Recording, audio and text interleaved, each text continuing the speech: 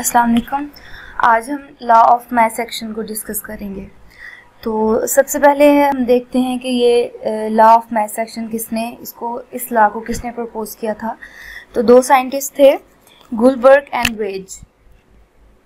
दो साइंटिस्ट थे, कौन कौन से थे वो दो साइंटिस्ट जिन्होंने लॉ ऑफ मैथ सेक्शन को मुतारिफ करवाया था, उसको पेश किया था। वो था, एक था गुलबर्ग और दूसरा था वेज। इन्होंने 1869 में इस लॉ को पेश किया था। अब देखते हैं सबसे पहले इसकी स्टेटमेंट क्या है इस लॉ की। तो इसकी स्टेटमेंट होगी, अब लॉ ऑफ मैथ सेक्शन क्या बताता है, जो रेट है रिएक्शन का, रेट ऑफ रिएक्शन का मतलब हम क्या कहते हैं कि एक रिएक्शन की स्पीड क्या है। अब वो किस पे डिपेंड करती है, वो किसके डायरेक्टली प्रोपोर्शनल होगी, उसके एक्टिव मास के, किसके एक्टिव मास के, रिएक्टिंग सब्सटेंस। जो रेट होता है ना रिएक्शन का, वो एक्टिव मास रिएक्टिंग सब्सटेंस के एक्टिव मास के डायरेक्टली प्रोपोर्शनल होता है। अब हमने इसको समझना एक्टिव मास क्या है। तो एक्टिव मास का मतलब है कि एक्टिव मास का, इसके नाम से क्या पता चल रहा है कि वो मास जो एक्टिवली पार्टिसिपेट करेगा किसी भी रिएक्शन में। ठीक है, तो अब इसको समझने के लिए हम इसको एक एग्जांपल से इसको समझते हैं। तो ये बात होगी। अब इसका ही दूसरा पार्ट है कि जो रेट ऑफ रिएक्शन होगा वो डायरेक्टली प्रोपोर्शनल होगा एक्टिव मासेस सब्सटेंसेस के एक्टिव मासेस के प्रोडक्ट। इस केस में हमने एक सब्सटेंस को कंसीडर किया, और अगर एक से ज़्यादा सब्सटेंसेस होंगे तो उसका रेट किसके डायरेक्टली प्रोपोर्शनल होगा, ऑब्वियसली उसके जितने भी सब्सटेंसेस होंगे रिएक्टिंग सब्सटेंसेस, उनके एक्टिव मासेस को उनका प्रोडक्ट ही रेट, उसका रेट होगा। ठीक है, तो ये स्टेटमेंट थी इसकी। अभी हमने इसको देखा, इसको लिखा। इसके बाद अब इसको समझते हैं एक्टिव मास का क्या मतलब। एक्टिव मास का मतलब होता है मोलर कंसंट्रेशन। ठीक है, तो अब देखते हैं मोलर कंसंट्रेशन का क्या मतलब। तो एक्टिव मास की पहले डेफिनेशन देख लेते हैं। एक्टिव मास क्या है, ये है मोलर कंसंट्रेशन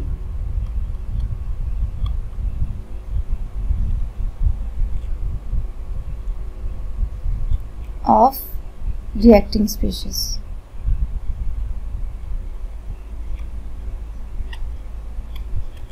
ठीक है, तो अब एक्टिव मास को, इसके यूनिट हम मोलर कंसंट्रेशन हम कहते हैं, ये मोलर कंसंट्रेशन है किसी रिएक्टिंग सब्सटेंस की।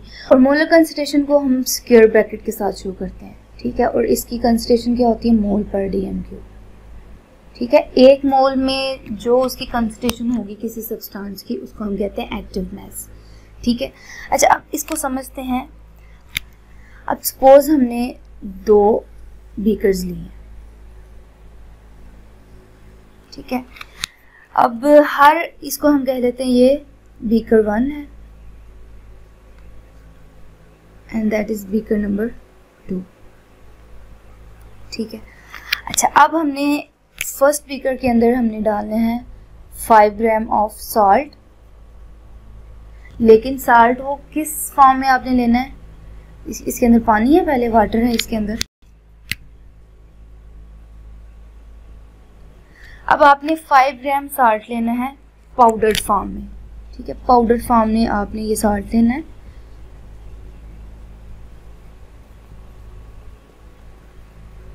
Powdered form.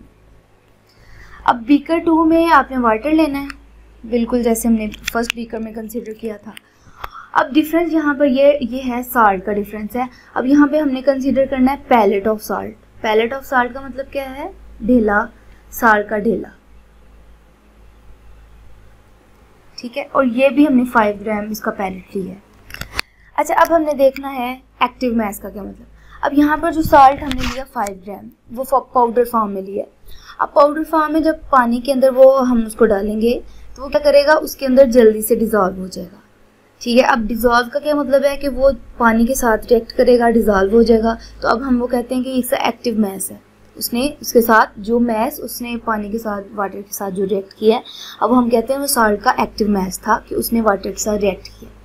अच्छा अब हम दूसरी तरफ लेते हैं, जो हमने पैलेट लिया है, साल्ट का ढेला लिया, उसको अंदर जब हमने उसको पानी के अंदर डाला है, तो अब आप लोगों ने ये खुद से समझना है, इमेजिन करना है कि जो पैलेट है, साल्ट का जो पैलेट है, उसको जब पानी में डालेंगे तो वो जल्दी पानी के अंदर डिजॉल्व होगा या जो पाउडर फॉर्म में लिया होगा। तो ऑब्वियसली पाउडर फॉर्म वाला जल्दी से डिजॉल्व होगा, क्योंकि वो उसका हर पार्टिकल पानी के साथ, उसका हर पार्टिकल उसके साथ रिएक्ट कर रहा है, डिजॉल्व हो गया। लेकिन पैलेट की फॉर्म में क्या होगा, सबसे पहले उसकी आउटर कवरिंग जो है, साल्ट की आउटर जो पार्ट है वो पानी के साथ, पानी के अंदर हल होगा, उसके बाद फिर आहिस्ता आहिस्ता उसका इनर वाला होगा। तो इसलिए ये ज़्यादा टाइम टेकिंग है। इसकी निस्बत जब हमने इसको पाउडर फॉर्म में लिया था तो वो जल्दी से डिजॉल्व हो गया। तो ये आपको समझाने का इसमें ये मकसद था कि एक्टिव मास का क्या मतलब है कि हमने पाउडर फॉर्म में जब कोई चीज़ लेते हैं तो वो ज़्यादा एक्टिवली पार्टिसिपेट करती है बनिस्बत अगर हम उसका पैलेट फॉर्म में लें किसी सब्सटेंस को। ठीक है। अच्छा, अब हमने लॉ ऑफ मास सेक्शन की डेरिवेशन को ड्राइव करना है। ये बहुत ही इंपॉर्टेंट लॉन्ग क्वेश्चन आता है पेपर में। अच्छा, तो अब हमने लॉ ऑफ मास एक्शन को ड्राइव करने के लिए हमने एक रिवर्सिबल रिएक्शन को कंसीडर करना है। ठीक है, तो कंसीडर आ रिवर्सिबल रिएक्शन। हम यहाँ पर एक रिवर्सिबल रिएक्शन को कंसीडर करते हैं। A प्लस बी, ये रिएक्टेंट्स हैं, इन्होंने रिएक्ट किया और प्रोडक्ट बनाए C प्लस डी। ठीक है। अब A, B, C और D, ये A, B क्या है, रिएक्टेंट्स हैं, और C और D ये प्रोडक्ट्स हैं। अब जो A, B, C और D, अब ये क्या है, ये है मोलर कंसंट्रेशंस हैं। जैसा कि आपको पहले भी बता चुकी हूँ मैं कि जो हम मोलर कंसंट्रेशन उनको स्क्वायर ब्रैकेट से शो करते हैं। ठीक है, और ये मोलर कंसंट्रेशन होती हैं।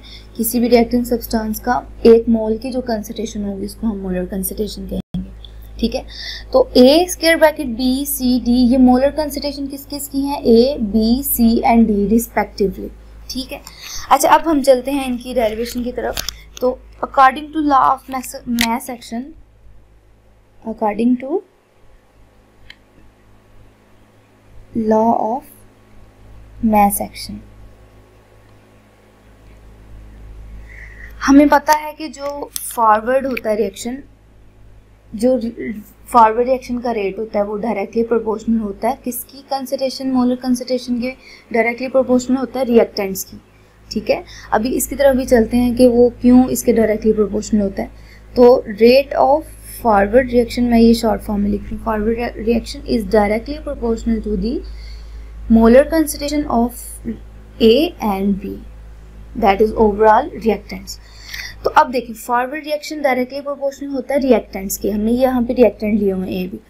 अब डायरेक्टली प्रोपोर्शनल क्यों है, क्योंकि फॉरवर्ड रिएक्शन इनिशियली रिएक्टेंट्स की कंसंट्रेशन पे डिपेंड करता है। जैसे रिएक्टेंट ज़्यादा होंगे, उनकी अमाउंट ज़्यादा होगी तो रिएक्शन, फॉरवर्ड रिएक्शन भी फास्ट होगा, इसीलिए ये इसके डायरेक्टली प्रोपोर्शनल है। अब आपको पता है कि इस साइन को हम इक्वालिटी में चेंज करने के लिए हम कोई सा कांस्टेंट यूज़ करते हैं, तो इसके लिए हम कहते हैं इसके लिए हम जो प्रोपोर्शनैलिटी कांस्टेंट यूज़ करते हैं वो है KF। तो रेट ऑफ फॉरवर्ड रिएक्शन किसके इक्वल हुआ, KF। फॉरवर्ड रिएक्शन के लिए जो कांस्टेंट होगा उसको हम KF कंसीडर करेंगे, बाकी इसको हम वैसे का वैसे लिख लेंगे A और B। ठीक है। अच्छा, उसके बाद similarly for rate of reverse reaction क्या होगा, यहाँ पर जो KF है ना वो है specific rate constant of forward reaction. ठीक है। अच्छा, उसके बाद रेट ऑफ रिवर्स रिएक्शन, ये किसके डायरेक्टली प्रोपोर्शनल होगा, ऑब्वियसली ये प्रोडक्ट के कंसंट्रेशन के डायरेक्टली प्रोपोर्शनल होता है। ठीक है, जितनी कंसंट्रेशन प्रोडक्ट की ज़्यादा होगी वो वैसे ज़्यादा रिवर्स रिएक्शन की तरफ जाएगा। इसको सिमिलरली इसको भी हमने इक्वालिटी में चेंज करना है, यहाँ पर KR लगाएंगे। ठीक है, specific rate constant for reverse reaction, और बाकी C की और D की मोलर कंसंट्रेशन को वैसे ही लिखनी है। ठीक है, अब हमें पता है कि जब इक्विलिब्रियम पर हम बात करते हैं, अब हमने बात करनी है at equilibrium state.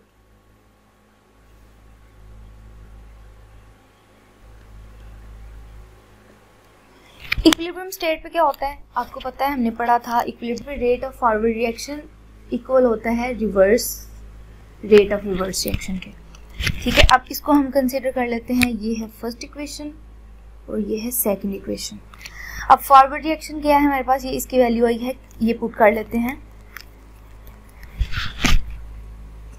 KF A B equal rate of reverse reaction की क्या वैल्यू आई थी, के आर सी की कंसंट्रेशन मोलर एंड डी की मोलर कंसंट्रेशन। ठीक है, अब के एफ, अब यहाँ पर ये के आर इक्वल के इस साइड पे मल्टीप्लाई हो रहा है और यहाँ पर दूसरी साइड पे आकर ये डिवाइड हो जाएगा। ठीक है, अब बाकी आपने सी और डी ये ऑलरेडी यहाँ पे थी, ये इसको यहाँ लिखा, और यहाँ पर ए और बी का जो प्रोडक्ट है वो यहाँ के एफ के साथ मल्टीप्लाई हो रहा है और इक्वल के दूसरी साइड पर आकर ये डिवाइड हो जाएगा। ये आपको मैथ के रूल्स हैं, ये आपको पता होंगे। के एफ ओवर के आर ये इक्वल होता है के सी के। ठीक है, यहाँ पर हम लिखते हैं के एफ ओवर के आर इज इक्वल टू के सी एंड के सी इज इक्विलिब्रियम कांस्टेंट। तो इसकी जगह के एफ ओवर के आर की जगह हम के सी को पुट कर लेते हैं। K c is equal to C की मोलर कंसंट्रेशन डी की और divided by A and B की मोलर कंसंट्रेशन। ठीक है, अच्छा के सी, अब यहाँ से क्या पता चल रहा है, जो सी और डी हैं वो क्या हैं, ये रिएक्टेंट है या प्रोडक्ट है। अब सी डी ये क्या है, सी और डी ये हमें पता है ये प्रोडक्ट है, और जो ए और बी थे और जो ए और बी हैं ये होते हैं हमारे पास रिएक्टेंट्स। तो इट मीन्स के सी ये किसके इक्वल है, ये है ratio between product and reactants. ठीक है, तो हमें क्या पता चला, हमने इसको कंसीडर किया जो के एफ ओवर के आर है ये इक्विलिब्रियम कांस्टेंट, इसको लिख लेते हैं, ये है इक्विलिब्रियम कांस्टेंट। इक्विलिब्रियम पोजीशन पर, इक्विलिब्रियम स्टेट पर जो हमने कांस्टेंट कंसीडर किया, यूज किया, उसको हम कहेंगे इक्विलिब्रियम कांस्टेंट। और इससे हमें पता चला जो इक्विलिब्रियम कांस्टेंट है वो किसके डायरेक्टली प्रोपोर्शनल है, प्रोडक्ट की, और इन्वर्सली प्रोपोर्शनल है रिएक्टेंट के। ठीक है, इक्विलिब्रियम कांस्टेंट की डेफिनेशन हम क्या लिख सकते हैं कि ये रिलेशनशिप है बिटवीन रिएक्टेंट एंड प्रोडक्ट, और equilibrium constant is the ratio between molar concentration of products to the molar concentration of reactants. ठीक है, क्योंकि हमें पता है सी और डी हमने प्रोडक्ट्स कंसीडर किए थे, वो जो अपने रिवर्सिबल रिएक्शन जनरल रिएक्शन था, और ए बी रिएक्टेंट्स थे। तो इससे क्या पता चल रहा है, के सी किसके इक्वल आ रहा है, ये रेशो बिटवीन है, के सी रेशो बिटवीन है मोलर कंसंट्रेशन प्रोडक्ट की to the molar concentration of reactants. ठीक है, तो ये हमारा टॉपिक था, इसमें लॉ ऑफ मैथ सेक्शन की हमने स्टेटमेंट को समझा। ठीक है, और उसके बाद हमने ये देखा उसको ड्राइव कैसे किया है। उसके बाद जो इसकी सेकंड स्टेटमेंट में हमने पार्ट पढ़ा था कि जो रेट ऑफ रिएक्शन है वो डायरेक्टली प्रोपोर्शनल होता है प्रोडक्ट के रिएक्टिंग सब्सटेंसेस के। तो मैंने जो आपको एग्जांपल दी, हमने साल्ट लिया था पाउडर और पैलेट फॉर्म में, तो वो तो एक सब्सटेंस के लिए रेट था। तो rate of forward reaction similarly उसके लिए भी ऐसा होगा कि अगर हमारे पास दो या दो से ज़्यादा रिएक्टिंग सब्सटेंसेस हैं तो उसके लिए रेट किसके इक्वल होगा, वो डायरेक्टली प्रोपोर्शनल होगा उन दोनों के, या जितने भी रिएक्टिंग सब्सटेंसेस होंगे उनके, आप उनको प्रोडक्ट उनका लोगे और उनके प्रोडक्ट के इक्वल होगा, उनके प्रोडक्ट के डायरेक्टली प्रोपोर्शनल होगा रिएक्शन। ठीक है, जैसे हमने ये लिया कि सी और डी ये प्रोडक्ट है। ठीक है, ये दो रिएक्टिंग सब्सटेंसेस है, तो इसका रेट किसके इक्वल है, के एफ इसके दोनों के प्रोडक्ट के इक्वल है ये रेट। ठीक है, तो ये हमने देखा लॉ ऑफ मैथ सेक्शन।